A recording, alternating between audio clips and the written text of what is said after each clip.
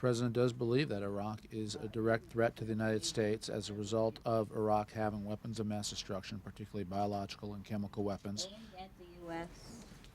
Certainly the fact that we have a presence in the region means American military men and women, American allies, are targets, and even without a buildup, we have American forces in the region that could be targets of such attack. They haven't done anything in 12 years. You mean our people, that 250,000 troops we put there now? And in addition to the troops that are there now, there are the American forces that were in place prior to the buildup. There are our friends and our allies who were there.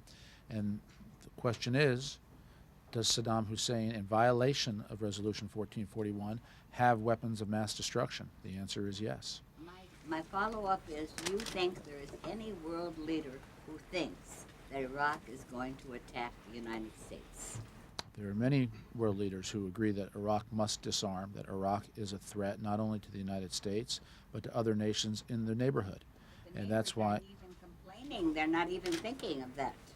I think, as you noticed, there have been reporting about several of the neighbors supporting the United States efforts rather strongly.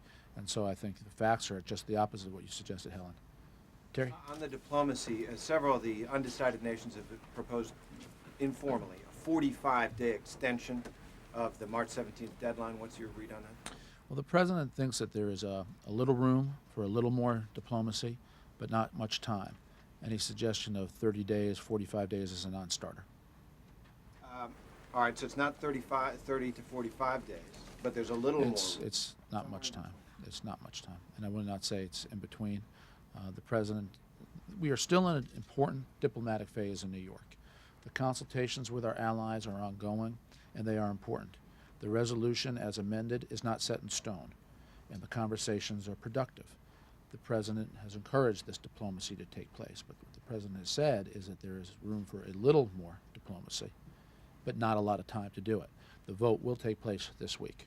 And as part of that diplomacy, is the president willing to accept this notion of benchmarks, specific tests for Iraqi compliance being built into this resolution? Well, I think it's fair to say the ultimate outcome of the diplomacy is unknown at this moment in terms of what the exact language will be of the amendment that is put forward for a vote.